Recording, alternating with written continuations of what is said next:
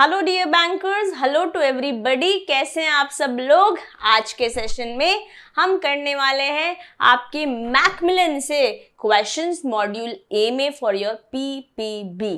तो अगर आप करना चाहते हैं मॉड्यूल ए की तैयारी फॉर योर 21 यूनिट्स तो मेरे साथ एंड तक जुड़े रहिएगा। This is your friend and your teacher CM में दिशा दुआ। Let's get going with your preparation of JAIIB PPB Macmillan book for your module A. Here we go with question number 1 from unit number 1, bankers customer relationship. Here's the first question. आपसे पूछा है principal functions of bank is और are. Principal function क्या है? Principal function है accepting deposits, lending and investing, non fund business and remittance service, all of the above, सिर्फ A और B, सिर्फ lending and accepting. Question number 1, आपके principle of functions में सिर्फ ये तीनों ही आ जाते हैं, सिर्फ कोई एक पॉइंट नहीं आएगा। एक्सेप्टिंग भी है, लेंडिंग भी है, नॉन फंड बिजनेस भी है और रेमिटेंस सर्विस भी आ जाती है प्रिंसिपल फंक्शंस में। प्राइमरी नहीं बोला है। अगर प्राइमरी बोला होता तो एक्सेप्टेंस एंड लेंडिंग ही सही आंसर होता। Yes, this was question number 1 for you on the screen. Let's go to the next question. जब कोई बैंक मनी लेंड करता है किसी कॉर्पोरेट पर्सन को, the relationship between them is, मतलब बैंक ने पैसे दिए किसी कॉर्पोरेट पर्सन को, ये बैंक है, ये कॉर्पोरेट पर्सन है, इसने इसको लोन दिया, तो इनके बीच में क्या रिलेशनशिप हो गया?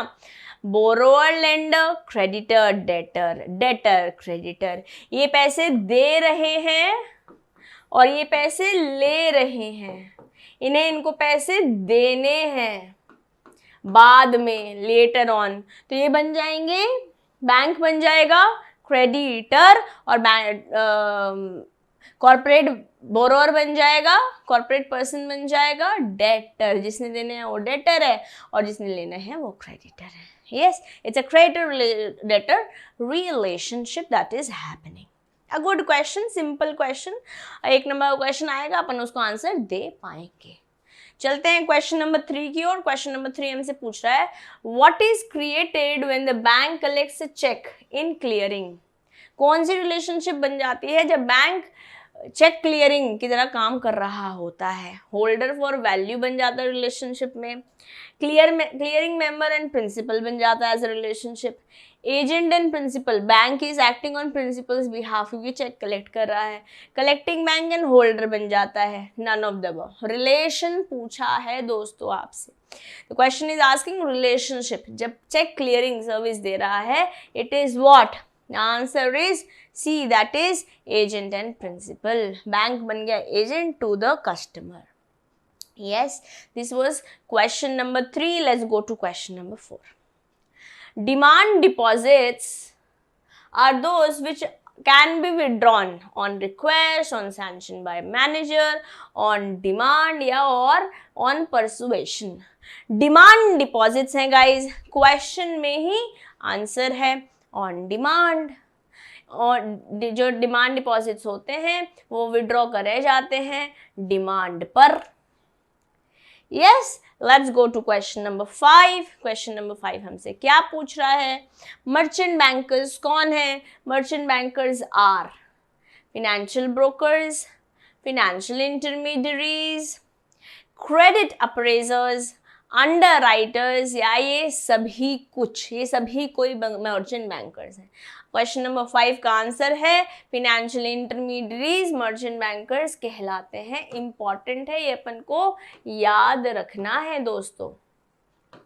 मर्चेंट बैंकर्स कौन है? फाइनेंशियल ब्रोकर्स नहीं है, क्रेडिट अप्रेजर्स नहीं है, अंडर राइटर्स नहीं है, क्योंकि एक भी आंसर ऊपर में से कैंसिल आउट हो गया तो ऑल ऑफ द अबव तो हो नहीं सकते। फाइनेंशियल इंटरमीडियरीज होते हैं मर्चेंट बैंकर्स। क्वेश्चन उल्टा भी आ सकता है, आपसे पूछ लेंगे फाइनेंशियल इंटरमीडियरीज क्या है इनमें से, तो it is a merchant banker. Yes, here we go with unit number 1 is done. 5 question Macmillan में थे आपके यूनिट नंबर 1 से। अब चलते हैं यूनिट 2 की ओर, जहाँ पे हम AML KYC गाइडलाइन से रिलेटेड बातें करने वाले हैं। ओके, असेट्स लायबिलिटीज किस तरीके से क्रिएट होती हैं, KYC कैसे होता है, उन सब के बारे में बात होने वाली है। ऑब्जेक्टिव या फिर ऑब्जेक्टिव्स ऑफ KYC इज और आर, एक आंसर भी सही हो सकता है, एक से ज्यादा आंसर भी सही हो सकता है। KYC क्या करता है, एंश्योर करता है कि कस्टमर की आइडेंटिफिकेशन हो सके, ऐसा ना हो कि कुछ बैकग्राउंड में मैलिशियस हो रहा हो। Okay, to monitor transactions of super suspicious nature, अगर कोई ऐसा है कि कोई मनी लॉन्ड्रिंग हो रही है, कुछ ऐसा लग रहा है कि टेररिज्म वाला एक्ट हो सकता है, कुछ तो गड़बड़ है, दया दरवाजा तोड़ दो, वो भी KYC से आप मॉनिटर कर पाते हो। Okay, to ensure that the customer would not deceive the bank, ऐसे कैसे एंश्योर हो जाओगे आप KYC से कि बैंक को धोखा नहीं देगा, कस्टमर धोखा नहीं देगा। चलिए देखते हैं। To ensure if loan is given it would not become NPA, अब इसमें भी इंश्योरिटी, किसी भी बात की श्योरिटी आ सकती है कि आपको, आप कोशिश करते हैं कि आप ऐसे बैकग्राउंड चेक करके ही दे, आप तो नहीं चाहेंगे कि NPA हो जाए। कोई असेट जो प्रॉफिट देता है तभी तो वो असेट कहलाता है, पहली बात तो है ना। कोई असेट जो है आप नहीं चाहोगे कि वो नॉन परफॉर्मिंग हो जाए, बट श्योरिटी तो खैर किसी भी चीज़ की नहीं होती है। और क्योंकि all of the above answer नहीं है तो इसका मतलब there can be statements that are wrong.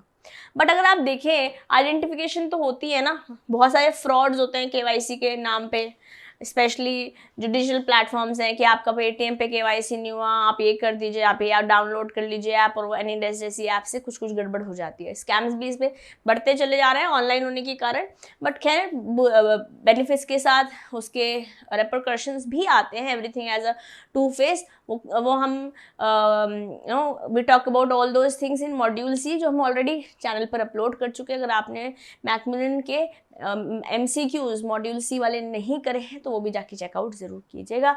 यहाँ पे आंसर क्या लिख रहा है अपन को, A भी है और B भी है। यस, एंश्योर करता है आइडेंटिफिकेशन, और अगर कोई सस्पिशियस ट्रांजैक्शन लग रही है तो वो भी देख पाता है जब KYC होती है। ओके, और सस्पिशियस नेचर की ट्रांजैक्शंस PMLA में बहुत डिटेल में बात कर रखी है, prevention of money laundering act के अंदर। ठीक है जी, चलते हैं क्वेश्चन नंबर 2 में। Banks appoint who is responsible for, banks appoint a dash who is responsible for, I think question में कुछ missing है, let me just check क्या question miss हो रहा है, give me a moment। Responsible for what? Let me just quickly check module B,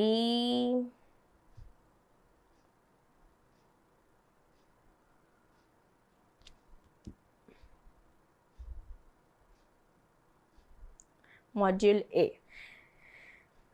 28th page on your Macmillan. Okay, responsible for submission of reports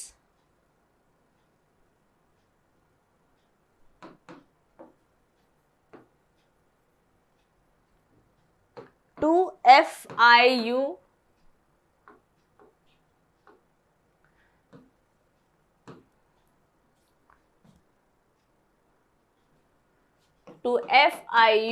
IND। कौन होता है responsible, guys, who is responsible for submission of reports, जो report submit होती है उसके लिए कौन responsible होता है दोस्तों? Is it the designated director, it's the company secretary, it's the principal officer, या फिर ब्रांच मैनेजर, कंप्लायंस ऑफिसर, या ऑफ रिस्क कैटेगरी? कौन करता है FIU IND की रिपोर्ट्स? बेसिकली रिपोर्ट्स कौन सबमिट कर रहा है? It is the principal officer who is appointed for this purpose. ठीक है जी, once again a simple yet important question. चलते हैं, कस्टमर्स पूछे, कस्टमर्स टिपिकली कितनी कैटेगरीज में विभाजित हुए हैं? 4, 3, 2, 5 कस्टमर कितने तरीके के, कितनी कैटेगरीज के हैं? It is in total 3। 3 category के अपन के पास कस्टमर्स हैं और आप लोग के पास होमवर्क है कि आप मुझे कमेंट बॉक्स में बताएंगे कि वो 3 तरीके के कस्टमर्स कौन हैं. Who are these? This is your homework, guys. Everybody who is watching the video, you have to tell me because I would really appreciate everybody of you participating. 3 customers हैं, 3 तरीके के कस्टमर्स हैं अपन के पास जो कि रिस्क कैटेगरी में आपके डिवाइड होते हैं. ठीक है, जैसे जो रिपोर्ट्स होती हैं वो तो हमें समझ में आया कि रिपोर्ट जो है वो प्रिंसिपल ऑफिसर करता है, बट जो कस्टमर्स हैं है ना वो कौन कितनी कैटेगरीज में रिस्क मैनेजमेंट के अंदर categorized customers are typically categorized in how many categories. ठीक है, अपन को ये बताना है. We have to tell this. Customers की कैटेगरीज अपन को बतानी है दोस्तों. ठीक है जी, चलिए आगे बढ़ते हैं. Let's go further. Question number 4. जो डायरेक्ट FIU के डायरेक्टर हैं वो एक्शंस ले सकते हैं against the bank for violation of PMLA obligation, prevention of money laundering act, against any employ for violation of PMLA obligation, the principal officer, या इन सभी के अगेंस्ट अगर कोई PMLA मनी लॉन्ड्रिंग का अवैध धन को इधर से उधर कर रहा है, वो भी अवैध तरीके से, इलीगल तरीके से, तो डायरेक्टर किसके अगेंस्ट कर सकता है एक्शन? सभी के अगेंस्ट ना, चाहे वो बैंक हो, चाहे एम्प्लॉयज हो, चाहे वो प्रिंसिपल ऑफिसर ही क्यों ना हो. This was question number 4 for you guys. Let's go to question number 5. Non-profit organization transactions report pertains to cash transactions in the account of NPA, सारी तरीके के transactions in the NPO, not NPA, NPO, non-profit organization, receipts above a threshold value या फिर cash receipts. NPO के अंदर जो reports होती हैं accounts of NPOs के अंदर report वो होती हैं थ्रेशोल्ड वैल्यू से, एक लिमिट से ऊपर जो भी ट्रांजैक्शन हो रही हैं उन्हें रिपोर्ट करना होगा.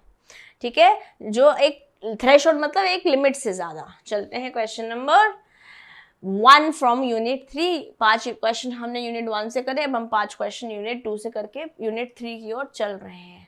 Operational aspects of KYC discuss करने वाले हैं guys. Here we go.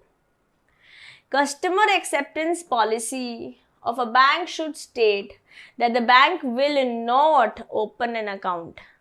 Customer acceptance policy में ये बता रखा है कि कब एक बैंक किसी कस्टमर का अकाउंट नहीं खोलेगा, जब which is operated by third person on behalf of the account holder for a professional intermediary for its client for in a बेनामी नेम, पता ही नहीं है क्या हो रहा है, या विदाउट अ पैन. देखो गार्जियन तो करता है ना ऑन बिहाफ ऑफ माइनर, तो ये होना चाहिए कि आंसर अगर कोई प्रोफेशनल है तो अपने क्लाइंट के लिए फॉर फीस कर सकता है. पैन के बिना भी प्रोविजन है, आज आधार से भी खुल सकता है आपका अकाउंट. तो क्या रहेगा सही answer for question number 1 guys? बेनामी नेम पर नहीं खुलते हैं बैंक के अकाउंट. कस्टमर पॉलिसी में ये साफ साफ मेंशन किया गया होता है. This was question number 1 for you. Let's go to question number 2. Customer identification is required to be done for international transfer of funds. अगर इतने रुपए से ज़्यादा ट्रांजैक्ट हो रहे हैं, चाहे वो इंडियन करेंसी में है चाहे इक्विवेलेंट फॉरेन करेंसी में है, वहाँ पे कस्टमर की आइडेंटिफिकेशन लगती है. 50,000 या उसके ऊपर, खाली 50,000 के ऊपर, 50,000 नहीं आएगा, कोई भी वैल्यू या कुछ भी नहीं, कस्टमर आइडेंटिफिकेशन लगती है. जैसे ही कोई भी वैल्यू आती है इररिस्पेक्टिव ऑफ द फंड्स, आपको कस्टमर आइडेंटिफिकेशन चाहिए अगर इंटरनेशनल ट्रांजैक्शन हो रही है. तो क्योंकि आज हो सकता है छोटे अमाउंट हो, फ्यूचर में there can be bigger amounts and you do not want to take risks. Okay, और अल्टीमेटली कस्टमर आइडेंटिफिकेशन तो हर जगह ही चाहिए ना गाइस. KYC हो ही रहा है इसी पर्पस के लिए. ठीक है, और जब हम बात कर रहे हैं इंटरनेशनल ट्रांसफर की, precisely it has to be, there is no value that is prescribed for customer identification. Okay, चलते हैं क्वेश्चन नंबर 3 की. और क्वेश्चन नंबर 3 हमसे पूछ रहा है, इन केस ऑफ NRIs के केसेस में जब कोई ना अकाउंट खोल रहा होता है, a copy of KYC documents में बी वेरीफाइड बाय, कौन करता है? जो NRI अगर कोई अकाउंट खोल रहा है इंडिया में तो उसकी वेरिफिकेशन कौन करता है? NRI खुद ही करता है, द एम्प्लॉयर ऑफ NRI करता है, बैंक ब्रांच करता है या एक जज करता है? जज के पास और कोई काम नहीं है क्या? हाँ है, बट वेरिफिकेशन जज ही करेगा guys, it is going to be जज ओनली। ऐसा लग सकता है कि ब्रांच मैनेजर करने लगेगा, no, when it is an NRI coming into existence it is a जज that is going to see the copy for the certify करेगा, नॉट वेरीफाई बट सर्टिफाई करेगा। It has to be certified by, it has to be certified. Certify कौन करने वाला है? एक जज करने वाला है। इंपॉर्टेंट बात है, जब कोई NRI अपना अकाउंट खोलना चाह रहा है, ओपन करना चाह रहा है, तो it has to be certified by a जज। Important guys, important. चलते हैं क्वेश्चन नंबर 4 की ओर। क्वेश्चन नंबर 4 क्या बोल रहा है? Among the documents stated below which one is not a OVD? OVD कौन है? सिमिलर क्वेश्चन किसी और मॉड्यूल में भी हमने देखा है, I think in module B हमने देखा है। खैर चलिए बताइए, इनमें से कौन सा एक OVD नहीं है? PAN card, job card by NREGA, letter by NPR, proof of possession Aadhaar card number से। तो ये भी एक OVD है, ये भी एक OVD है, ये भी एक OVD है। क्या OVD नहीं है? पैन कार्ड OVD नहीं है guys. PAN doesn't serve as a identification number. Once again a simple yet important question. ये आप बहुत प्रैक्टिकली अपने बैंक्स में यूज करते हैं, है ना? और जो भी चीज प्रैक्टिकल है वो एग्जाम में आने की पॉसिबिलिटी ज्यादा रखती है। This was question number 4 for you. Let's go to question number 5। मान लेते हैं कोई कंपनी ने जो है वो लिस्टेड नहीं है, ठीक है? Any individual with holding more than -% of the total capital is a beneficial owner. कोई कंपनी है जो लिस्टेड नहीं, जैसे कोई आपने रिलायंस इंडस्ट्रीज का लोन कोई शेयर खरीदा है तो लिस्टेड है, आपने इन्वेस्ट कर रखा है। आपने अडानी पोर्ट का शेयर खरीदा, आपने पता है वो लिस्टेड है। आपने दीपक फर्टिलाइजर का केस शेयर खरीदा है, सिक्योरिटीज में इन्वेस्ट की, सो ये कंपनीज लिस्टेड है। अब मान लेते हैं कोई कंपनी ऐसी है जो लिस्टेड नहीं है, मतलब बोले तो अनलिस्टेड कंपनी है, वो प्राइवेट कंपनी भी हो सकती है, अनलिस्टेड पब्लिक कंपनी भी हो सकती है, ठीक है?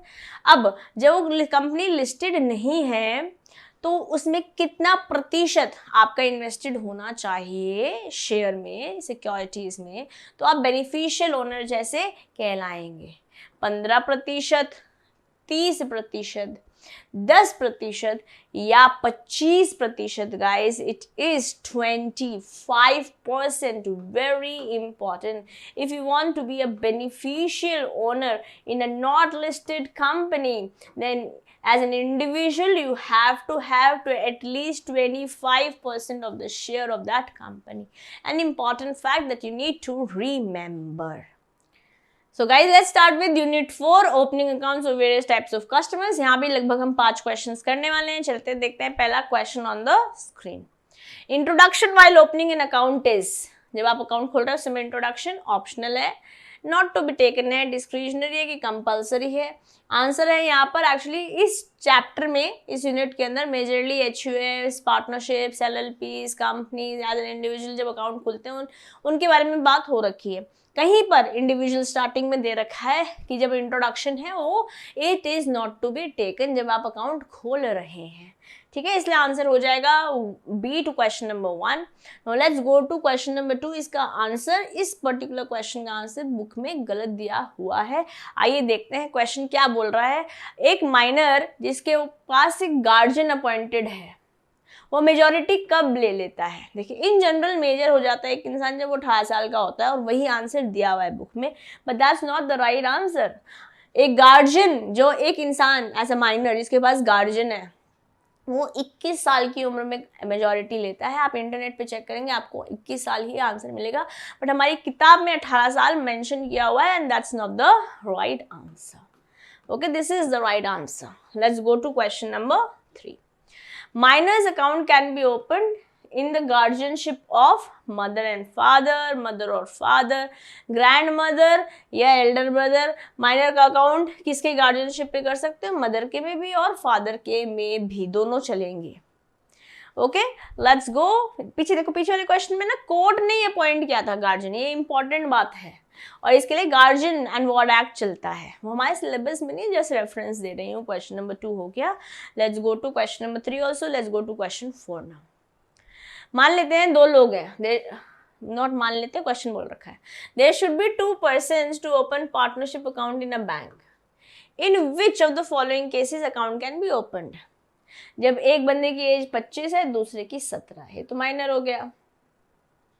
जब एक की 25 है, दूसरे की 21 है, तो दोनों ही सही लग रहे हैं. जब एक की 17 है, दूसरे की 16 है, दोनों ही माइनर है, बोथ. जब एक की 30 है और दूसरे की 16 है, डॉटर है, ये पापा और बेटी है. इस केस में भी हो सकता है. क्या होने वाला है?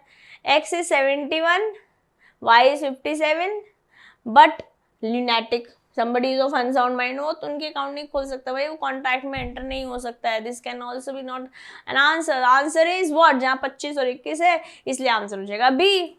आप इससे कंफ्यूज मत हो जाना, don't get confuse, this is just to confuse you. यहाँ पर सिंपल बात, जो हमें सीधी बात, जो ज्यादा सही लग रही है वही आंसर है. जहाँ कंफ्यूजन है, वो कंफ्यूजन पैदा करने के लिए दिया गया है. Okay, here comes next question. एक HUF को अपना अकाउंट खुलाना है किसी बैंक में, where there are 3 major persons, 3 लोग हैं. Okay, Shiv Kumar father, Mrs Ramavati Shiv Kumar mother, Sharad Kumar son. Who can become the karta of HUF? Shiv Kumar बन सकते हैं, शरद कुमार बन सकते हैं, मिसेस रामावती बन सकती है, शिव कुमार और रामावती बन सकते हैं, शिव कुमार और शरद कुमार बन सकते हैं. गाइस, कर्ता इज द एल्डेस्ट पर्सन. यहाँ पे एल्डेस्ट पर्सन आपको कौन दिख रहा है? Irrespective of gender since 2005. आज जो है जेंडर से कोई फर्क नहीं पड़ता. अगर मैं हिंदू सक्सेशन एक्ट 1956 उठाती हूँ, वहाँ पे खाली मेल डोमिनेंस था, बट 2005 में मेल एंड फीमेल दोनों आ गई. तो यहाँ पर वैसे answer should be Shiv Kumar mother, Mrs Ramavati, but आपकी किताब में कुछ बातें जो हैं वो हिंदू सक्सेशन एक्ट 1956 की दी हुई हैं गाइस. ठीक है, खाली इस वाले चैप्टर में नहीं, we are seeing it here, we have also seen it in unit 22. जब मॉड्यूल बी में जाओगे, पहले ही चैप्टर में वहाँ पे टाइप्स ऑफ बोरोअर्स हैं. ठीक है, टाइप्स ऑफ बोरोअर्स को अच्छे से समझा हुआ है, इंडिविजुअल्स, पार्टनर्स, LLPs एक्सेट्रा. वहाँ पर भी हिंदू अनडिवाइडेड फैमिली में मेल ही बताया है, विच इज़ रॉन्ग. आप अपडेशन चेक करेंगे तो आप देखेंगे सक्सेस, देखो 1956 के हिसाब से मेल बंदा, मेल एल्डेस्ट ही होता था, मेल एल्डेस्ट ही होता था पर्सन. ठीक है, बट अगर मैं 2005 में जो अमेंडमेंट्स आए हैं उसके अंतर्गत बात करती हूँ, तो वहां पर मेल एंड फीमेल बोथ को इक्वल राइट्स दी गई है. मेल एंड फीमेल बोथ को इक्वल राइट्स दी गई हैं. तो हर कोई ही पार्टनर भी, हर कोई को पार्टनर भी बन सकता है, हर कोई ही कर्ता भी बन सकता है. ऐसा नहीं कि एल्डेस्ट मेल पर्सन ही रहेंगे. तो Mrs Ramavati in my opinion should be the right answer. आप लोग बताइए अगर आपका आंसर कुछ और है, आपका ओपिनियन कुछ और बोलता है. इंटरनेट पे डेफिनेटली इसको रिसर्च जरूर कीजिएगा before you put the comment. I am going to personally respond to everybody of you. ठीक है, बुक में आंसर बट ये दिया हुआ है, in your book the answer is this. और कोई कंफ्यूजन है तो भी मुझसे बात कीजिएगा कमेंट बॉक्स में. चलते हैं क्वेश्चन नंबर 1 की ओर फ्रॉम यूनिट 5. यूनिट 5 की ओर हम चल दिए हैं. Operational aspects of deposits account पढ़ने चल रहे हैं दोस्तों. A current account can not be operated by. कौन करंट अकाउंट नहीं खोल सकता है? एक वुमेन, एक इंडिविजुअल पर्सन, एक इलिटरेट पर्सन की, एक NRI. somebody who is an illiterate person cannot open a current account नहीं खोल सकते हैं. ठीक है, ये पॉइंट टू रिमेंबर है guys. It's question number 1 from unit 5. This was question number 1 from unit 5. Let's go to next question. Okay, a minor aged year dash और more is allowed to operate a saving bank account. अगर कोई जना इतने साल या इससे ऊपर है तो अपना अकाउंट खुद ऑपरेट कर सकता है इंडिपेंडेंटली। इसके बारे में माई बुक में बात कर रखी है कि अगर कोई जना 10 साल या उससे ऊपर होता है तो वो अपना अकाउंट खुद इंडिपेंडेंटली ऑपरेट कर सकता है, जिस कारण से आंसर हो जाएगा D to the question on the screen. Okay, let's go to question number 3। हम स्पीड बढ़िया रख रहे हैं क्योंकि आप वीडियो जो है रिप्ले में ही देख रहे हैं, लाइव नहीं है। आप आराम से अपनी स्पीड को बढ़ाते घटाते हुए ऑपरेट कर सकते हैं। एग्जाम आ गया है, 14 अक्टूबर को पेपर है। वी आर ऑलरेडी, और सितंबर बस खत्म ही हो रहा है, अपनी आखिरी सांसें गिन रहा है। मिड सितंबर खत्म हो गया तो बस खत्म ही हो रहा है ना, अपन का ऑफिस भी जाना है, इसलिए मैं अपनी स्पीड मेंटेन रख रही हूँ। चलिए क्वेश्चन देखते हैं। For a safe deposit locker a customer can make how many nominees? कितनी नॉमिनी या नॉमिनीज बना सकते हैं सेफ डिपॉजिट लॉकर में? सिर्फ एक, 4, 1 से ज्यादा 2। 1 से ज्यादा क्या होता है? कोई नंबर डिफाइन कीजिए। क्वेश्चन नंबर 3 का आंसर क्या है? 1 से ज्यादा ही होगा। It can be more than 1, है ना। हम कितने वो नहीं बता रखा है, एक तो होगा ही बट 1 से ज्यादा भी हो सकता है। एक तो होगा ही बट 1 से ज्यादा भी हो सकता है, बाकी और कोई नंबर नहीं बताया हुआ है। चलिए क्वेश्चन नंबर 4 देखते हैं। Interest rate on fixed deposits can differ on dash deposits. On dash deposits नहीं, on deposits in and the interest rate on fixed deposit can be different on deposits in rural areas, of different tenors, of individuals या of women. Question number 4 answer is अलग अलग समय पर जो interest rate है वो different हो सकते हैं। तो बेसिक मैथमेटिक्स है, even if it is not mentioned, हम बेसिक मैथमेटिक्स समझते हैं। This was question number 4 for you. Moving forward to question number 5। Banks can not pay interest on, bank किस पे इंटरेस्ट नहीं देते? Accounts attach to ED, unclaim deposits, accounts frozen by them या current account. Current account में interest नहीं दिया जाता है guys, current account में there is no interest. Yes, easy question, तो बहुत आसान क्वेश्चन है। अगेन वेरी प्रैक्टिकली आप एग्जाम अपने प्रैक्टिकल लाइफ में यूज करते हैं। Even if I am not a banker I understand it, है ना। चलिए यूनिट 6 पे चलते हैं। यूनिट 6 क्या है? Operational aspects of handling, cleaning, collection, cash. आइए देखते हैं यूनिट 6 के अंदर क्या हमको क्वेश्चंस दिए हुए हैं। लगभग 4 से 5 ही ऑन एन एवरेज हर यूनिट में हमको मॉड्यूल ए में क्वेश्चंस दिए हुए हैं। चलिए, which of the following requirement is not mandatory for checks under CTS 2010 standards? Field placement as prescribed, security thread, pre-field account field या वाटरमार्क। इनमें से कौन सा necessary, not a mandatory guys, something that is not mandatory, security thread. Security thread mandatory नहीं है, बाकी सारी चीज़ें चाहे वो प्लेसमेंट, फील्ड प्लेसमेंट हो, चाहे वो प्री-फिल्ड अकाउंट फील्ड हो जहाँ पे अकाउंट का डिटेल दे रखी होगी, या वाटरमार्क हो, ये सब कुछ मैंडेटरी बताया गया है। This was question number 1 from unit 6 for you. Let's go to question number 2. CTS process के अंदर जो इमेजेस होती हैं, एक इमेज कितनी होनी चाहिए एक चेक की? फॉर ईच चेक कितनी इमेज होनी चाहिए? 2 होनी चाहिए, 1 होनी चाहिए, 3 होनी चाहिए कि 4 होनी चाहिए? Question number 2, it has to be 3। 3 चलिए, क्योंकि पार्टीज भी 3 ही है ना बैकग्राउंड में, एक इधर का बैंक, एक इधर का बैंक, एक पीछे जो ट्रांजैक्शन कर रहा है। Yes, it has to be 3। Let's go to question number 3।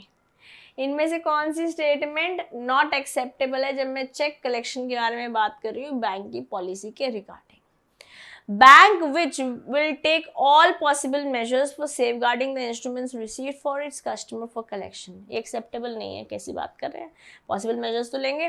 Bank will compensate the customer for any delay in collection of cheque on its own, अपने आप ही पेमेंट कर देंगे, ठीक है।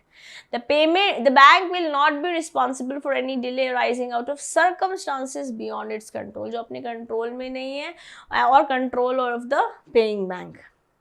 No compensation will be paid for delay in collection of local checks. ये सही बात है क्या? What's the wrong answer guys? This is not acceptable. Compensation नहीं दोगे यार, ऐसे कैसे नहीं देंगे, देनी पड़ेगी अगर आपने लेट किया है और विलफुल डिले किया है। कि लोकल है ठीक है कोई बात नहीं, आज नहीं तो that can not happen, this is not acceptable when collection policy of bank is taken care of. Let's go to question number 4। Question number 4 हमसे क्या पूछ रहा है दोस्तों, which of the following cash held at the branch is not required to be under dual custody? Cashier's hand balance, notes of less than 100 rupees denomination, cash balance in form of coins, या ये सारे कुछ में requirement नहीं है custody की, it is only cashiers hand balance, इसी में ही कस्टडी की रिक्वायरमेंट नहीं है दोस्तों। ओके, अंडर डुअल कस्टडी, एक नहीं डुअल कस्टडी के बारे में हम यहाँ पर बात कर रहे हैं, इम्पॉर्टेंट है। सिर्फ यहाँ से लगेगा ऑप्शन ऐसे आपको एंटाइज करेंगे, अच्छा 100 रुपये से कम है, अच्छा कॉइन्स है, नो गाइस 100 रुपये से अमाउंट कम नहीं है, नोट 100 रुपये से कम है, और वो 100 रुपये से कम के नोट है बट वो 50,000 नोट्स हैं, तो क्या डुअल कस्टडी नहीं चाहिए? चाहिए दोस्तों, चाहिए। This was question number 4। Let's go to question number 5। Which of the following is proper in handling counterfeit notes? नकली नोट, जाली note. The teller refuses to accept counterfeit note detected by her at the counter. During checking of bulk cash of customer, counterfeit note is detected. The customer comes and replaces it with genuine note. अच्छा नकली आ गया, कोई बात नहीं, मैं दूसरा दे देता हूँ, आप कुछ नहीं करेंगे, हाँ, and is given back this counterfeited note. अच्छा नकली वो चलो वापस ले लो, हमें सही नोट दे दो। Teller detects a counterfeit note at the counter, keeps it against receipt given to the customer, the note is destroyed by the head cashier. अच्छा खराब नोट है, फाड़ के फेंक देते हैं। The counterfeit note detected at customer is impounded by the teller and brand it with counterfeit stamp. बताइए क्या होने वाला है, किस तरीके से आप हैंडल करेंगे गाइस? जब भी कोई नकली नोट आएगा तो टेलर उस डिटेक्टेड नोट को कर लेगा इम्पाउंड और उसके ऊपर ठप्पा लगा देगा, आपको वापस नहीं देगा, सर्कुलेशन में वापस नहीं चाहिए वो नकली जाली नोट, काउंटरफिट स्टैम्प लगा देगा। Important yet again. चलिए यूनिट 7 की ओर चल रहे हैं। बैंकर्स की स्पेशल रिलेशनशिप्स के बारे में हम डिस्कस करने वाले हैं इस यूनिट के अंदर। आइए क्वेश्चन नंबर 1 देखते हैं। Lien is an of the creditor to retain possession. Lien एक राइट है, ऑब्लिगेशन है, इंस्ट्रूमेंट है कि इंटरेस्ट है। देखो आपने बेलर बेली के बारे में पढ़ा था जब हम यूनिट भी पढ़ रहे थे, है ना, वहाँ पे हमने देखा था। अगर मैंने आपको अपने कपड़े सिलने को दिए, यू आर अ टेलर, और बोला कि आपने बोला कि 500 रुपये लगेंगे, तो मुझे 500 रुपये दूंगी तो मेरा सामान वापस मिलेगा क्योंकि आपने सर्विसेज डाले हैं। अगर मैं नहीं दे रही हूँ आप अपने पास रख सकते हैं इस कपड़े को, ऐसे बोलेंगे बेलीज लियन। बेली का क्या बन गया? क्या इंटरेस्ट बन गया या राइट बन गया? इज इट राइट और interest? What will it be? जो लियन है वो क्या क्रिएट कर देता है पोजेशन में? राइट नहीं क्रिएट करता है दोस्तों, सॉरी, और इंटरेस्ट नहीं क्रिएट करता है दोस्तों, राइट क्रिएट कर देता है कि वो रिटेन कर सकता है। इंटरेस्ट प्रॉपर्टी में क्रिएट करता है पर पोजेशन पे राइट क्रिएट कर जाता है। आपको ढंग से लाइन को पढ़ना है, ओके आपको ढंग से लाइन को पढ़ना है। आंसर इंटरेस्ट होगा कि राइट होगा? It is going to be interest, sorry it is going to be right, my apologies, it's not going to be. Interest create हो जाता है जब चार्ज क्रिएट होता है तो इंटरेस्ट क्रिएट हो जाता है, बट क्वेश्चन बोल रहा है पोजेशन के लिए राइट क्रिएट कर देता है, पोजेशन के लिए राइट क्रिएट कर देता है। Okay, this was question number 1। Let's go to question number 2। Bankers lien is a bailment of goods. मैंने एग्जाम्पल अभी आपको दिया है, इम्प्लाइड प्लेज, अग्रीमेंट या स्टॉपेज। बैंकर का लियन, देखो बेलीज लियन हमने देखा था, उससे जरूरी नहीं आंसर बेलमेंट ही होगा। जब आपका लियन क्रिएट हो रहा है तो हम इसे कैसे बोल लेंगे कि भैया मेरे पास सामान रखा है जब तक आप पैसे नहीं देने वाले हो। इसको हम मान लेंगे कि सामान आपका मेरे पास गिरवी रखा है, जिस कारण से आंसर हो जाएगा इम्प्लाइड प्लेज, कि हम मान लेंगे कि गिरवी रखा है। जब तक आप मेरे पैसे नहीं दे रहे हैं हम मान लेंगे कि जो सामान है वो गिरवी रखा है। गिरवी की स्पेलिंग थोड़ी मुश्किल है, इसलिए मैंने गिरवी लिख दिया। गिरवी रखा है। Okay, this was question number 2. Let's go to question number 3. Right to appropriate the debit balance in one account with credit balance in another account of the same customer by bank is called. मेरा एक बंदा है, उसके दो account है, account 1, account 2, ठीक है। अब ये बैंक है। एप्रोप्रिएशन का मतलब होता है, एप्रोप्रिएशन जनरली या तो बता रखी होती है कि मेरे पैसे आते रहेंगे, आप मेरे अकाउंट के साथ जो मैंने आपके साथ लोन ले रखा है उसके साथ सेट एडजस्ट करके ख़त्म करते चले जाना। तो वैसे तो सीक्वेंस में चलता है, अगर टर्म्स एंड कंडीशन मेंशन नहीं कर रखे। अगर आपने कार लोन पहले लिया है तो पहले कार लोन की सेटिंग करेंगे, ठीक है। फिर आपने हाउस लोन ले रखा है तो फिर हाउस लोन के अगेंस्ट अप्रोप्रिएट करेंगे। जो पैसा आप डाल रहे होंगे अकाउंट में वो उसके अगेंस्ट अप्रोप्रिएट करते लोन ख़त्म करते चले जाएंगे, ठीक है। अब मान लेते हैं इस अकाउंट के पैसे इस अकाउंट के साथ सेटल करके बैंक जो है अप्रोप्रिएशन कर रहा है, तो इसको क्या बोलते हैं? गार्निशी बोलते हैं, लियन बोलते हैं, सेट ऑफ बोलते हैं, रेटिंग बोलते हैं। क्वेश्चन नंबर 3 वेरी इंपॉर्टेंट, इसी को सेट ऑफ बोलते हैं। ये मैंने अभी जस्ट अभी आपको मेंशन, जब मैं समझा रही थी इसके साथ सेट ऑफ कर देंगे, तभी भी मैंने बोला था इस अकाउंट से प्लस इस अकाउंट से माइनस सेट ऑफ कर देंगे, बात खत्म। Okay, let's go to question number 4. Mandate is an stamp agreement, unstamped agreement, memorandum of understanding, a letter of authority. Mandate कब हो जाता है? जब उसके ऊपर ठप्पा नहीं, अनस्टैम्प्ड अग्रीमेंट भी मैंडेट ही है, ठीक है। मैंडेट क्या है? एक अनस्टैम्प्ड अग्रीमेंट है। Mandate is an unstamped agreement. Important for you to remember. Okay, this was question number 4. Let's go to question number 5. जिसको पावर ऑफ अटर्नी दी जाती है, ठीक है, the person to whom the power of attorney is given is called, and to who gives is called dash. जो देता है वो क्या है, जो ले रहा है वो क्या है? जो दे रहा है वो डेटर है, बेलर है, पॉनर है, डोनी है। जो ले रहा है वो क्रेडिटर है, बेली है, पॉनी है कि डोनर है। देखिए ये और ये तो नहीं है। अब इन दोनों में से बताइए सही आंसर क्या होना चाहिए। Question number 5 for you on the screen. यहाँ पे क्या किसी पर्पस के लिए दे रहे हैं? अगर पर्पस नहीं है तो बेलमेंट भी नहीं है। वेरी इंपॉर्टेंट, डोनी जो दे रहा है वो डोनी है, और जो जिसको दे रहा है वो डोनी है, जो दे रहा है खुद वो है donor. Okay, this was question number 5 for you. Let's go to unit 8. Unit 8 क्या बात कर रहा है? Foreign exchange remittance facilities for individuals, FEMA के बारे में बात होती है इस एक्ट के अंदर। बहुत इंपॉर्टेंट है इंडिविजुअल लेवल पे भी। अगर आप यूनिट सी और डी को बाद में कर रहे हैं, बी पहले कर रहे हैं और ए कर रहे हैं, तो ए में एक इंपॉर्टेंट यूनिट है।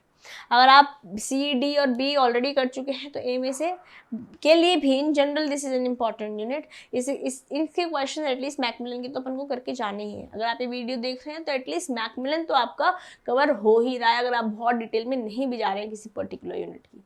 Okay, as per FEMA, the basic criteria for a person to be considered as a resident in India is the stay in India during the preceding year, which must be for a minimum of कितने दिन के लिए आपको India में रहना पड़ेगा to become a resident of India? 90 days, 91 days, 180 days, 182 days. 182 दिन या उससे ज़्यादा रहना पड़ेगा प्रीवियस ईयर में, तभी आप एक रेसिडेंट ऑफ इंडिया कहलाएंगे। नॉट ओनली हेयर, आप आईटी एक्ट में जाएंगे वहाँ पे भी यही है। इन जनरल रेसिडेंट बनने के लिए आपको 182 दिन से ज़्यादा रहना पड़ता है। This was question number 1 for you. Let's go to question number 2.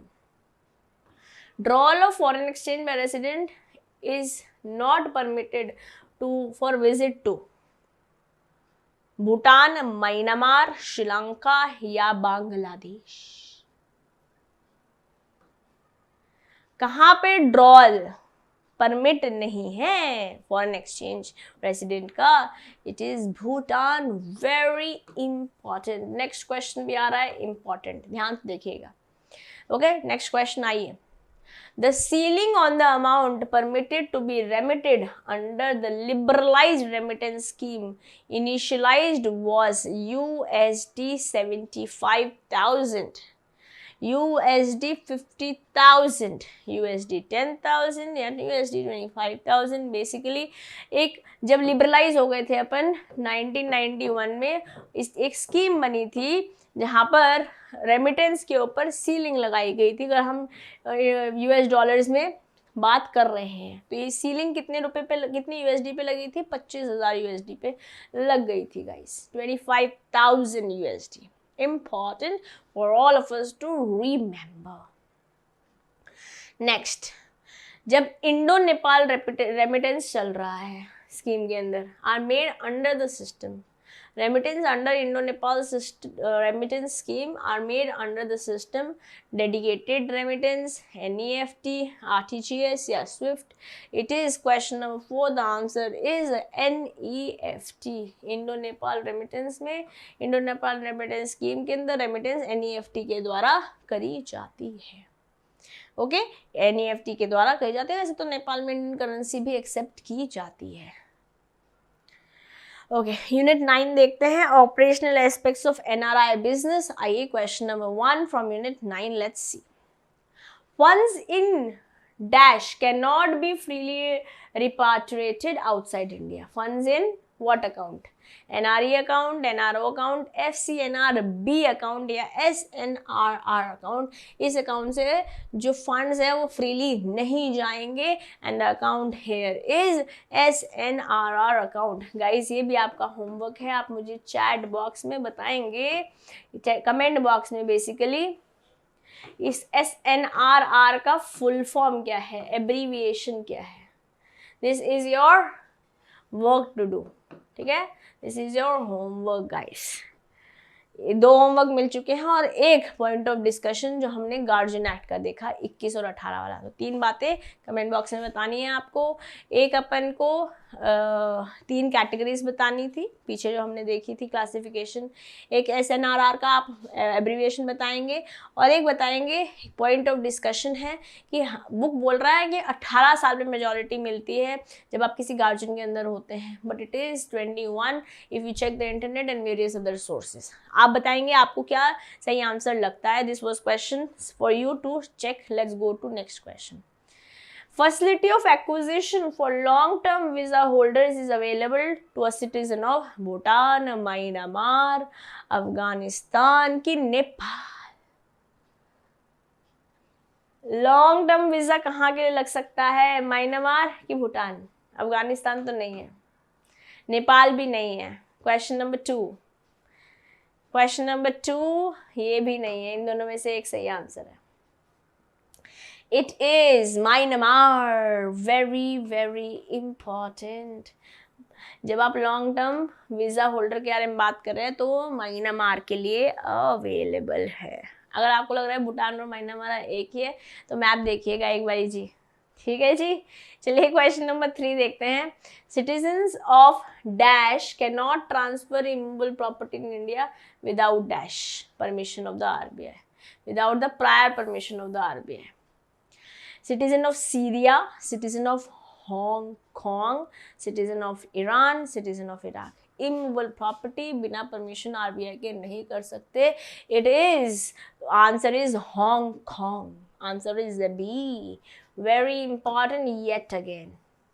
हम बेसिकली NRIs के अकाउंट्स के रिलेशन में इस यूनिट के अंदर बात करते हैं। Okay, next question. Investment by person resident outside India is not prohibited in retail trade, railway operations, cigarette manufacturing या निधि कंपनी। कहाँ पे प्रोहिबिशन नहीं है? It is retail trade. Retail trade में रेसिडेंट को प्रोहिबिशन कुछ नहीं है जब आप रिटेल ट्रेड कर रहे हैं। Okay, very well, moving forward to unit 10। Unit 10 पढ़ते हैं, foreign currency accounts for residents and other aspects. Unit 10, question number 1 on your screen. Foreign currency denominated accounts maintain in India can not be in dash form. Savings account, fixed deposit, current account या recurring deposit. ठीक है, इसमें नहीं हो सकती है तो इसमें तो हो सकती है। क्वेश्चन बोल रहा है नॉट, इसमें तो हो सकती है, किसमें नहीं हो सकती है?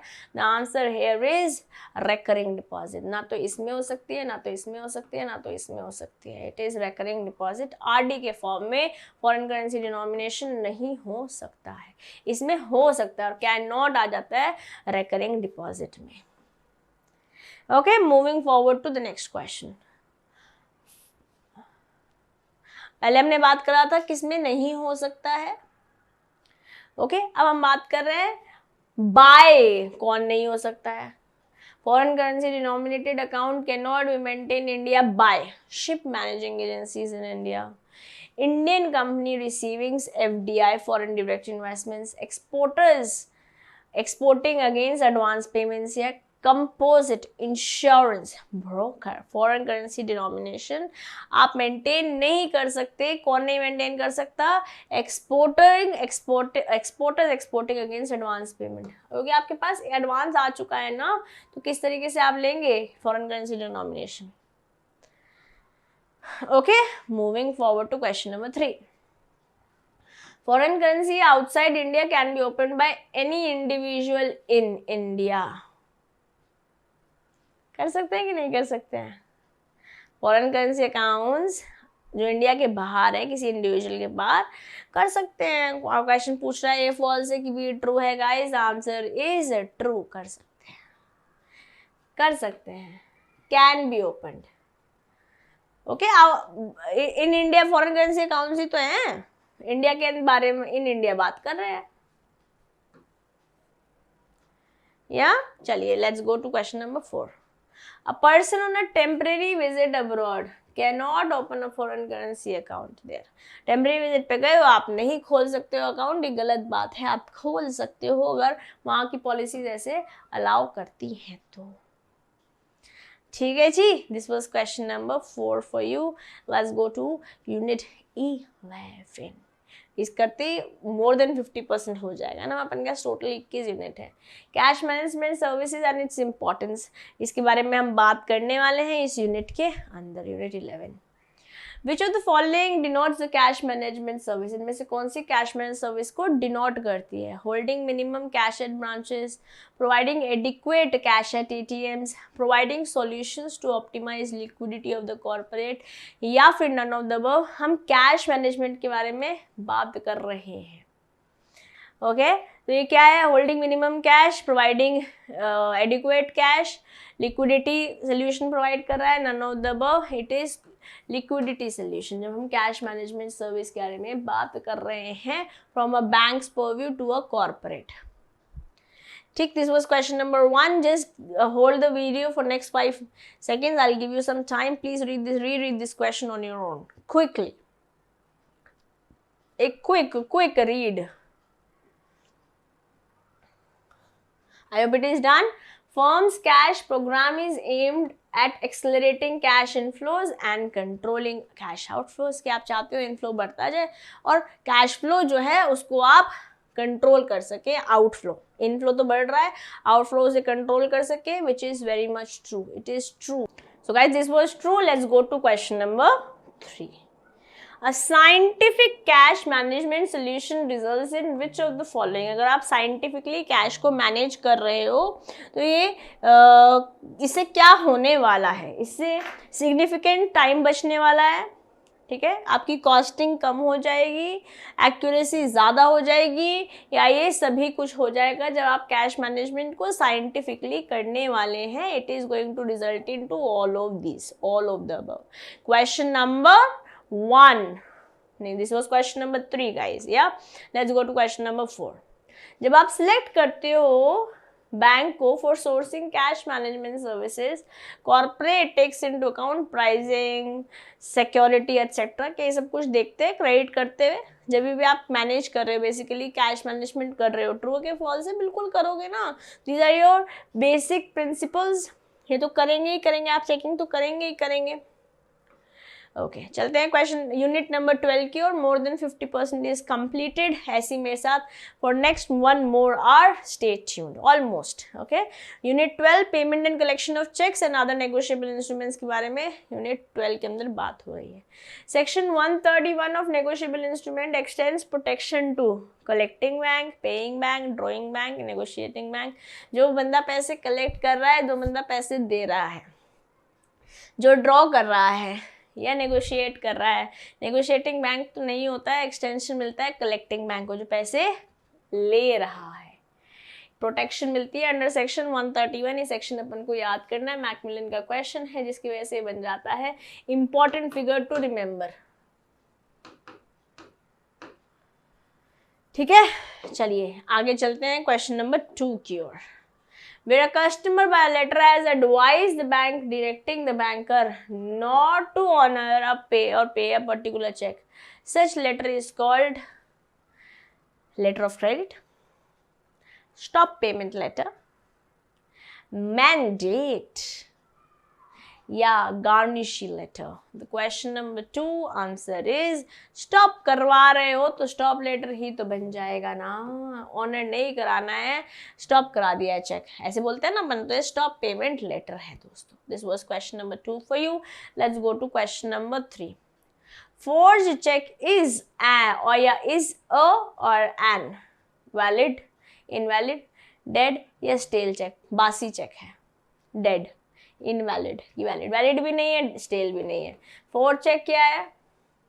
फोर्ज तो स्टार्टिंग से ही खत्म है, it is invalid, it is invalid my dear bankers. This was question number 3 for you. Let's move forward to question number 4. एक चेक है फेवरिंग राजकुमार और ऑर्डर इज स्टोलन। ऑर्डर लिखा हुआ है तो ऑर्डर का चेक होगा, है ना, या फिर राजकुमार को वो चुर गया है, चोरी हो गया है। The thief endorse the cheque as Rajkumar in his favour. अपने नाम पे ही कर लिया राजकुमार अपने आप को बोलते हुए। The cheque is presented and clear and paid by the drawee bank. Bank ने पे भी कर दिया। True honour letter sent, letter on sent legal notice to the bank. What is the liability of the bank? The paying bank will get protection under negotiable instrument act. A forgery does not give any right to paying bank, hence is liable. As per section 85 of negotiable instrument act, the bank is liable. But अगर 131 के बारे में बात करते तो यहाँ तो collecting bank को मिलता है 131 में, तो है ना, the paying bank is liable, but protection मिलती है 131 में। तो क्या सही आंसर होना चाहिए? Answer to question number 4। यहाँ पे बताया उसने कि मैं ऐसा हूँ इसलिए पेमेंट करी ना, तो प्रोटेक्शन मिलने वाली है। पेइंग बैंक को भी प्रोटेक्शन मिलने वाली है इस केस में। It's a wonderful question, a wonderful question, बहुत बढ़िया क्वेश्चन है गाइस।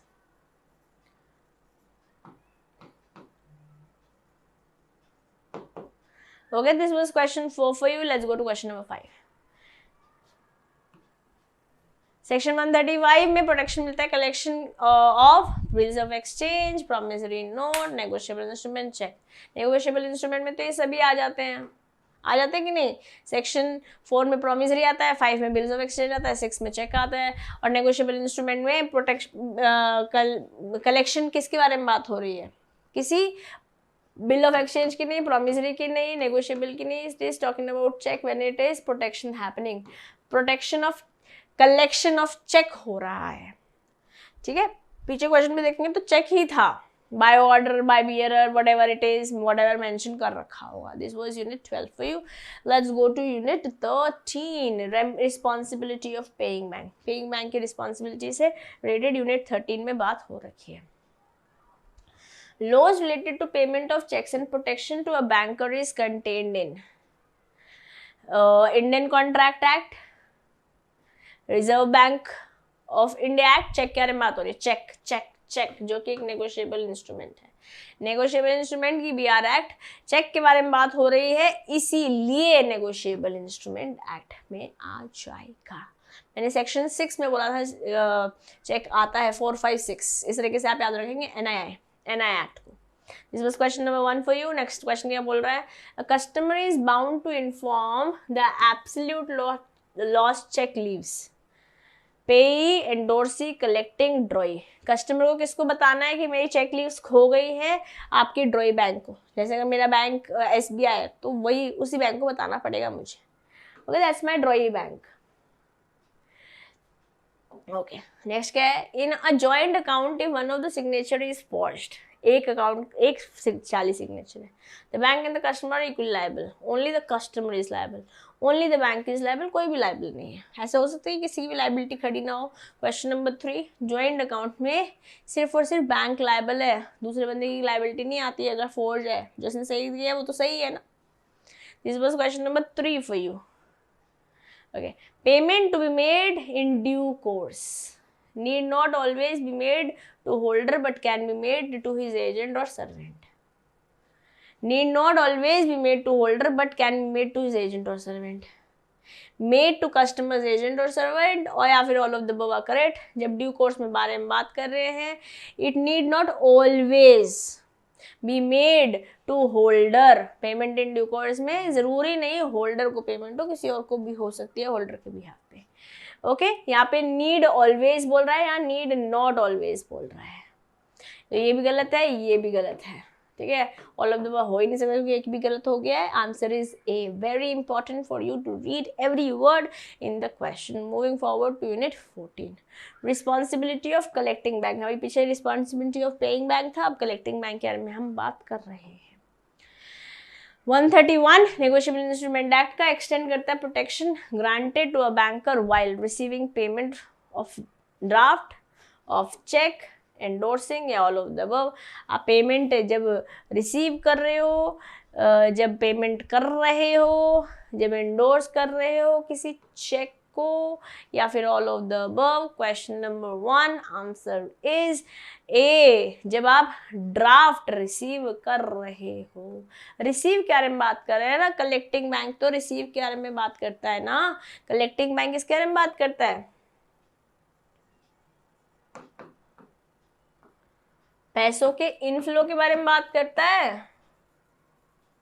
और इनफ्लो कहाँ हो रहा है? इसी के अंदर हो रहा है ना। Okay, let's go to question number 2. The conditions for collecting bank to claim protection has been laid down under the, जो प्रोटेक्शन है 131, मतलब आप ऑप्शन नहीं भी पढ़ेंगे तो आपको पता है प्रोटेक्शन कहाँ मिल रखी है। एनआई एक्ट में मिली हुई है, एक सेक्शन 131 के अंदर। इतने सारे हमने पॉइंट पढ़ लिए 131 से कि अब तो हमारे दिल में उतर चुका है कलेक्टिंग बैंक, है ना। चलिए नेक्स्ट क्वेश्चन देखते हैं। In absence of proper KYC documents, the collecting bank can be held liable for recollection of fraudulent check of the grounds of negligence, convenience, crime, arrogance. क्या नहीं किया? KYC अगर नहीं किया तो आपने क्या नहीं किया? ड्यू डिलिजेंस से काम नहीं किया, इसको हम नेग्लिजेंस मानेंगे। उसकी वजह से कोई फ्रॉडुलेंट चेक को आपने पेमेंट कर दिया, it is your mistake as a bank. तो इस बात का आप ध्यान रखेंगे दोस्तों। Okay, when a banker receives information that the check for collection is lost, the banker should inform the drawer, inform the drawee, inform the RBI, exercise due caution while collecting the check. Question number 4, अगर आपसे check खो गया है तो आपको proper जो भी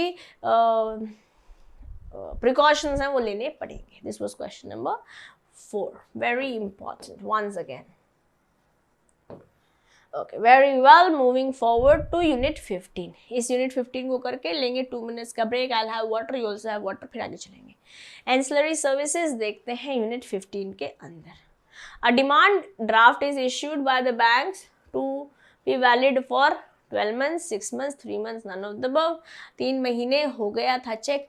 क्या डीडी भी 3 महीने हो गया है? हाँ जी, इट इज 3 months वैलिड रहेगा।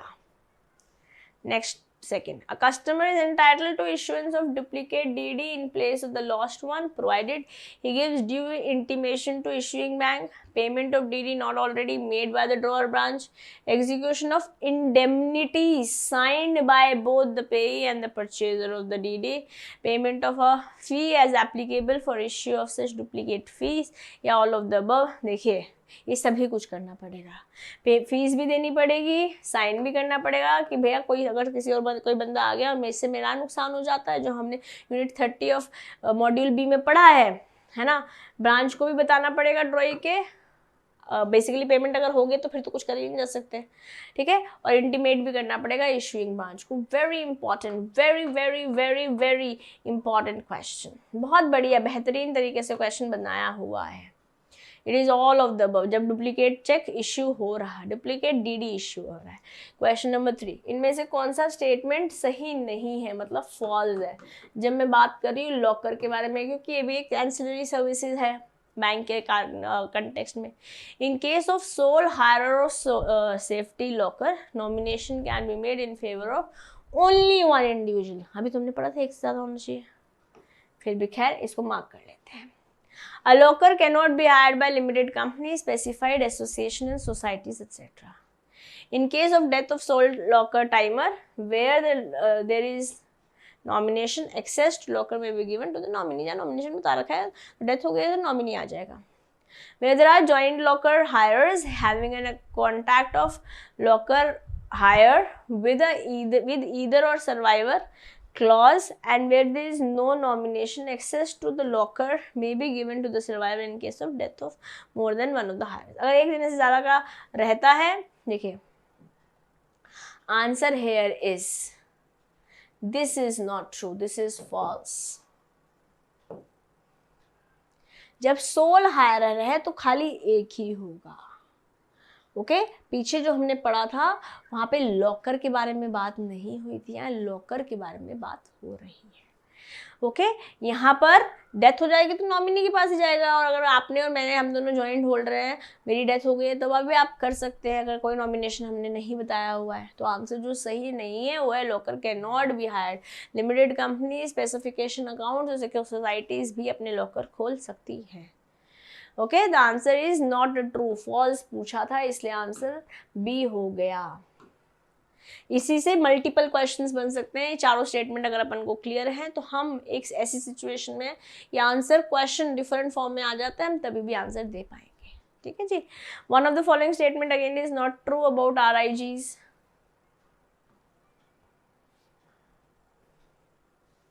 I think it is RTGS. It is not RIGS, it is RTGS. चलिए, funds are transferable from the branch of one bank to the branch of another bank. Okay, only the corporate and government departments can avail the facility. आप लोग और मैं RTGS नहीं कर सकते, सिर्फ सरकार के एम्प्लॉयज कर सकते हैं। RTGS system is maintained and operated by RBI. Each participant of RTGS is required to open a dedicated settlement account for putting its RTGS transaction. इनमें से कौन सा स्टेटमेंट सही नहीं है? ओके आंसर इज ए, कैसी बात कर रहे हैं, खाली कॉर्पोरेट और गवर्नमेंट वाले कर सकते हैं, आप और मैं तो करते हैं RTGS. This is not true, this is false. This was question number 4 for you. Let's go to question number 5. Implementation of electronic benefit transaction scheme is meant for which of the following types of customers? Okay, prisoners only, high net worth individuals, low value accounts या disable person.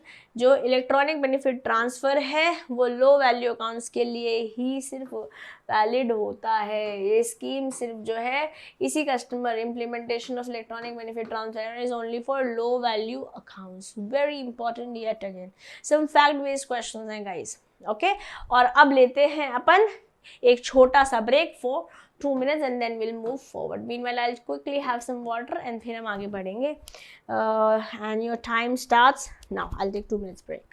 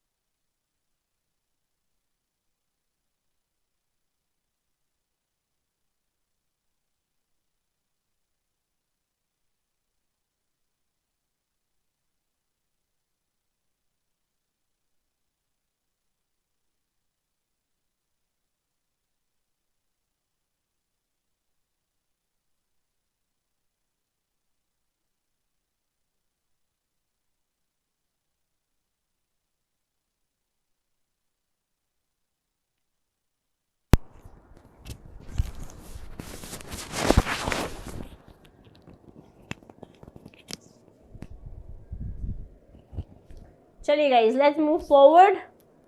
हुआ break समाप्त, शुरू करते हैं financial inclusion and financial literacy. Again an important unit, एक important unit है, ठीक है। चलिए ये देखते हैं। The scope of activities under taken by the business correspondents will include disbursal of small value credit, recovery of principal, collection of interest, collection of small value deposits, या फिर all of the above। Guys ध्यान से question को पढ़िएगा। Question number 1 आपसे क्या पूछ रहा है? मॉड्यूल ए यूनिट 16 कर रहे हैं हम, है ना। This was unit 16, question number 1। क्या है सही answer? The answer here is, चाहे वो स्मॉल वैल्यू क्रेडिट्स हो, है ना, चाहे वो रिकवरी ऑफ प्रिंसिपल या कलेक्शन ऑफ इंटरेस्ट हो, चाहे वो स्मॉल वैल्यू डिपॉजिट हो, ये सभी कुछ एक्टिविटीज में आ जाता है जो करता है बिजनेस करस्पॉन्डेंट के बिहाफ पे अंडरटेक करता है bank. This was question number 1 for you. Let's go to question number 2। Question number 2 हमसे क्या बोल रहा है? Banks can not use the services of a business facilitator और बिजनेस करस्पॉन्डेंट। कब? जब एनजीओ है, जब एसएचजी है, when it is a village sarpanch, या फिर एमएफआईज है। Question number 2, what should be the right answer? देखो यहाँ पे कैन नॉट बोल रहा है, ये कैन है, ये कैन है, ये भी कैन है, ये नॉट है, क्योंकि नॉट पूछ रहा है। Answer is village sarpanch. Question number 2 on your screen. My dear bankers, let's move forward. Okay. Ministry of Rural Development, MORD, provides a one-time grant of the lead bank in every district to set up one RSETI। कितने रुपए का? 50 लाख का, 10 लाख का, 1 करोड़ का, या 75 लाख का। RSEIT बना सकते हो 1 टाइम 1 CR का। Guys answer here is 1 CR। Ministry of rural development के बारे में बात हो रही है। Is an important figure to remember. We have to remember this. आप चाहें तो अपने एक सेपरेट नोट्स बना सकते हैं जहां पर पॉइंटर्स दिए गए हैं दोस्तों, ठीक है। यूनिट 17 देखते हैं, customer service guidelines. Unit 17, question number 1 for everybody on the screen. चलिए बोल रहा है, banks are required to have a customer service committee at every branch, regional office, department at its head office, या none of the above. D सही answer नहीं है, इनमें से एक आंसर सही है। जो ये कमिटी बनाने के बारे में बात हो रही है कस्टमर सर्विस की, ये हर एक बैंक को हर एक ब्रांच में बनाना होता है, जिस कारण से आंसर हो जाएगा A to the question on the screen. Next question number 2। Customer compensation policy provides for payment of compensation to the customer for a delay in opening of saving account, issuing a duplicate draft, issuing a check draft, filling up the passbook। अगर इस बात में delay हुआ है तो compensation देना पड़ेगा। जब आपको duplicate DD after doing all the formalities करने के बाद भी डिले हो रहा है तो आपको कंपनसेशन देना पड़ेगा। This is question number 2 for you on the screen. Let's go to question number 3 guys. Question number 3 हमसे क्या पूछ रहा है? For resolution of disputes related to ATM transactions, banks can have bilateral settlement arrangement, दोनों parties. Issuing bank will be solely liable. किसी भी तरह का लॉस हुआ है, जो बैंक इशू करा उसकी liability. Acquiring bank will be solely liable. ना तो ये सही है ना तो ये सही है। ए और डी देखते हैं। The settlement will be through the ATM service provider only। क्या गाइस इज करेक्ट? रेजोल्यूशन क्या है अगर एटीएम ट्रांजैक्शन के साथ कोई डिस्प्यूट चल रहा है? The answer is D, the settlement will be through ATM service provider only. सिर्फ और सिर्फ एटीएम सर्विस प्रोवाइडर ही इसका उपचार निकालने वाला है, settlement for the dispute that is happening. Okay, let's go to the next question. Okay, for online card not present transaction, the authentication process is same as that for card transaction done by POS, जैसे POS या ATM में होती है। Online card की बात कर रहे हैं। रिक्वायर्स डिजिटल सिग्नेचर, जो ऑनलाइन कार्ड है ये requires an additional factor of authentication. जैसे अपन क्या आजकल 2 पॉइंट ऑथेंटिकेशन जीमेल पे, यूपीआई पे एक्सेट्रा चल रही है, 2 स्टेप पता नहीं क्या बोलते हैं, है ना। Digital information not available on the card, जो इन्फॉर्मेशन कार्ड पे नहीं दी गई उसके बेस पे आपको कुछ ऑथेंटिकेशन प्रोवाइड करनी पड़ेगी ऑनलाइन कार्ड को यूज़ करने के लिए। Require second level password also. No, D is not the answer, answer is C, additional authentication लगता है। Very important yet again. This was question number 4 for you. Moving forward to question number 5 dear bankers. Question number 5 हमसे क्या पूछ रहा है? Question number 5 पूछ रहा है business hours of bank branches are fixed by RBI at the time of granting permission to the branch, are fixed by concerned banks without any restriction, are fixed by the district consultative committee, must be of minimum 4 hours all weekdays and working Saturdays। business hours कितने होने चाहिए? आप customers का बस चले तो आपको 24 घंटे में ही बिठा के रखें। हाँ, बैंक के आवर्स खत्म हो गए, इस बात पे सब लोग को दिक्कत तो होती है, but then there are so many transactions happening in the background. Answer is D, कम से कम 4 घंटे हर एक वीक में, और वर्किंग सैटरडेज को भी, क्योंकि फर्स्ट और थर्ड सैटरडे तो छुट्टी नहीं होती है ना।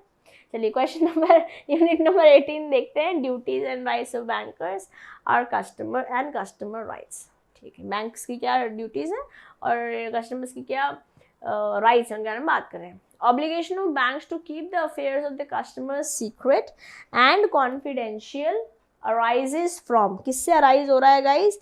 It is arising from specific law for banking secrecy. कोई लॉ बन रहा है कि सीक्रेट मेंटेन करना। Banking regulation act, contractual relationship या नन ऑफ द अबव। किसके कारण गाइस? इंडियन कॉन्ट्रैक्ट एक्ट बात कर रहा था रिलेशनशिप जो है वो कॉन्ट्रैक्चुअल है, आप नहीं बता सकते हो guys. You can not just keep the customers secret, no keep telling, bank नहीं बता सकता है। Question number 2, in which of the following situation is the bank authorise to share information? कहाँ पर लग रहा है कि बैंक कस्टमर की इन्फॉर्मेशन शेयर कर सकता है? वैसे तो प्रीवियसली मेंटेन करनी है कॉन्ट्रैक्चुअल रिलेशनशिप के अंदर, बट कहाँ पर ऐसा लग रहा है कि शेयर करना पड़ेगा? Mrs B, wife of Mr A, and ask the balance on his bank account in single name. कितने मेरे पति के अकाउंट में पैसे? हाँ, ऑथराइज बता रहे हैं, ये तो गलत बात है। नहीं, बीवी है मेरी, इसका तो हक बनता है ना। रे ना, ये बातें नहीं चलेंगी। The balance in a saving account is blocked as per the attachment order of income tax officer. सरकार की तरफ से नोटिस आया है, भैया जी सीज कर दिया जाए, बताइए information. Under advice to the customer and the income tax department, Mr. T, the teller, speaks out the balance in the account of Mr. X, who has just withdrawn cash from his account. Teller बता रहा है, तो authorise information share करने के लिए। The balance in the saving account of Mr Y is told to an income tax officer making a telephonic enquiry. नहीं नहीं, ऐसे नहीं। Answer is B, my bankers. I hope you have understood question number 2. Let's go to question number 3. The loan of Mr. X are overdrawn. Are overdrawn. ठीक है जी. Which of the following step is not appropriate? Overdrawn कर गया है mister x का account, आपको बताना है कौन सी स्टेटमेंट यहाँ पर अप्रोप्रिएट नहीं है। To question number 3 on the screen. Okay, the banker's lawyers issue a legal notice containing various details of the loan account. Not bankers, bank's lawyer. ठीक है, ओवरड्राउन हुआ तो नोटिस आ गया. ठीक है, Bank discusses the matter with the guarantor with complete details of the loan account. The bank informs the status of the account to CIBIL. The bank contacts a firm that provides informal recovery. अरे बाबा रे, informal recovery पे कहाँ पहुँच गए हम? Question number 3. Services and gives them details. Not पूछ रहा है क्योंकि ये भी कर सकते हैं, ये भी सही है ना, ये भी सही है, ये भी सही है, क्या नहीं सही है, क्वेश्चन पूछ रहा है क्या नहीं सही है. ये पढ़ने के बाद मुझको लगा what is happening is the, हाँ क्या डिटेल्स इन फॉर्मल तरीके से आप कुछ नहीं करने वाले हैं guys, you can not do anything. Not पूछ रहा है, नॉट पूछने के कारण से आंसर हो जाएगा D to the question on the screen. Okay, let's go to question number 4. ये सब केस स्टडीज हैं guys, all of these are case studies, ऐसे क्वेश्चन एग्जाम में बनेंगे. क्वेश्चन नंबर 4 क्या बोल रहा है? Mr G has availed a clean overdraft from a bank. He has certain fixed deposit with the bank. He also has a safe deposit locker with the bank. Which of the following is correct position? Bank mister G ने OD कराया, उसका fix deposit भी है, safe deposit locker भी है. बताइए इनमें से कौन सी पोजीशन करेक्ट है? The bank has general lien only on the FD. General interest जो है राइट क्रिएट हो रखा है सिर्फ एफडी के ऊपर, क्योंकि एफडी फिक्स अमाउंट की है. डिपॉजिट के लॉकर में जाएंगे क्या? The bank has no lien either on the fixed or on the contents of the safe deposit. The bank has a general lien over both. The bank has general lien only on the contents of locker. Locker का कोई इस्तेमाल नहीं है, locker तो आएगा ही नहीं, ठीक है, और ऑल्सो हो ही नहीं सकता है. Answer is this. सिर्फ और सिर्फ फिक्स की कहानी आएगी यहाँ पर, अगर लियन क्रिएट होना है तो हो सकता है वो ऑडी के कारण हो जाए. Yes, moving further, question number 5. इनमें से कौन सा की commitment under the BCBI code of bankers commitment of customer, bankers commitment to customers में नहीं कमिटमेंट है, की कमिटमेंट नहीं है? To help customers use their account और service, to sanction loan facility as per the customers request, to deal quickly and sympathetically with things that go wrong, and to publicize the code. Code तो बताना पड़ेगा, जो code of conduct है उसको बताना पड़ेगा, ढंग से काम भी करना पड़ेगा just in case things go wrong, customer को हेल्प भी करना पड़ेगा. ऐसा नहीं कि रिक्वेस्ट है कस्टमर से चलो भैया लोन दे दो, ये BCBI में नहीं आता है. जब मैं कोड्स के बारे में बात करती हूँ बैंकर की कमिटमेंट कस्टमर के लिए, तो आंसर है B to the question on the screen. Okay, the answer is B to the question on the screen. Moving forward to question number 6 नहीं, यूनिट नंबर 19. बस गाइज आज का सेशन अपने आखिरी सांस से गिन रहा है. It is extremely important. Recent times में जो अमेंडमेंट्स आई हैं बेसिकली उसी में ये कंटेंट भी आया है, इम्पॉर्टेंट है, ध्यान से पढ़ेंगे इस यूनिट को. Unit number 19, grievance redressal in RBI integrated ombudsman scheme 2021. As on date कितने ओम्बड्समैन हैं अपन के पास? अपॉइंट हो रखे हैं 10, 22, 28, 19. 10 नहीं है, 28 भी नहीं है. Answer is 22. 10 नहीं है, 28 भी नहीं है, 19 भी नहीं है. It is 22 ombudsman as on date today. Okay, dash act as an internal ombudsman of the bank. Chief compliance officer, chief customer service officer, chief risk officer या हेड इंटरनल ऑडिट. अगर हम इंटरनल ओम्बड्समैन के बारे में बात कर रहे हैं तो it is chief customer service officer, जो ओम्बड्समैन जैसे काम करता है इंटरनली. ओम्बड्समैन क्या होता है? ओम्बड्समैन इज बेसिकली, मान लो मैं कस्टमर हूँ, ठीक है, और मैं सेटिस्फाइड नहीं हूँ आपकी सर्विस से, तो मैं रिपोर्ट करूँगी, आपकी कंप्लेन करूँगी. कितने दिन बाद? 30 दिन बाद, RBI के ओम्बड्समैन स्कीम को. बट अगर मैं इंटरनल के बारे में बात करी तो कौन एक्ट कर रहा है? It is chief customer service officer. This was question number 2 for you. Let's go to question number 3. Principal banks are required to have principal nodal officer at branches, regional office, zonal office, head office. हर एक head office में principal nodal officer रहने वाला है. Very important. head office में principal nodal officer रहने वाला है. Let's go to question number 4.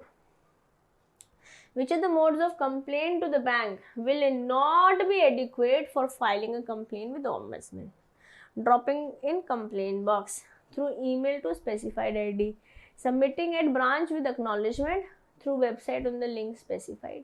Website से कर सकते हो, अपनी ईमेल से भी कर सकते हो, तो बी और सी तो सही है, बी और डी तो सही है. नॉट पूछ रहा है. ब्रांच को एक्नॉलेजमेंट देना है. ओम्बड्समैन को अपन रिपोर्ट करने जा रहे हैं, कंप्लेन करने जा रहे हैं, कंप्लेन बॉक्स में तो दे सकते हैं कि नहीं दे सकते हैं. नॉट पूछ रहा है, क्वेश्चन पूछ रहा है, नॉट एन एडिक्वेट. बात तो कंप्लेन बॉक्स में से नहीं जाने वाली है कंप्लेन ओम्बड्समैन के पास, यहाँ से जा सकता है. ओम्बड्समैन की ब्रांच के बारे में यहाँ पे सी पॉइंट में बात हो रही है, बैंक की ब्रांच के बारे में नहीं. ओके ओके, आगे बढ़ते हैं. Question number 1 from unit 20. बस खत्म हो रहा है guys, we are about to finish. CP COPRA के बारे में बात करें. Once again a very important unit, Consumer Protection Act 2019. इसका प्रीएम्बल, एक्सटेंट और डेफिनेशन से रिलेटेड क्वेश्चंस पूछे गए हैं. The minimum age of CPA is enacted to protect the manufacturing condition of industrial person to be eligible to be a member of the district commission is 30 years, 40 years, 35 years या 25 years. A, B, C, D इस तरीके से option दिए हुए हैं. Answer is 35 साल. अगर कोई इंडस्ट्रियल पर्सन को बनना है मेंबर डिस्ट्रिक्ट कमीशन का तो 35 साल का होना चाहिए. This was question number 1 for you. State Consumer Protection Council has to meet at least how many times a year? 1, 2, 3, 4. State Commission को at least 2 बार मिलना होगा. 2 times. Moving forward to question number 3. A person has bought a mixer grinder from a retailer. Its motor stops after 10 minutes of running. 10 minute चालू खत्म. The liability for this defect will be on product manufacturer, trader, retailer, product service provider. Question number 3 बनेगा जिसने product बनाया है. 10 minute में ख़त्म. ऐसे कैसे भैया? जिसने बनाया है उसकी रहेगी लायबिलिटी. वैसे केस आप किसी पे भी कर सकते हो जो इस पूरी चेन में इन्वॉल्व है. मैन्युफैक्चरर, होलसेलर, रिटेलर, आपने जिससे सर्विस ली है आप कहीं पे भी केस कर सकते हो, बट लायबिलिटी प्रोडक्ट मैन्युफैक्चरर की ही रहने वाली है. The tenure of mediators on the panel of mediation cell is how many years? कितने साल तक मीडिएशन सेल में आप मीडिएटर जैसे एज ऑन द पैनल काम कर सकते हो? 2, 3, 6, 5.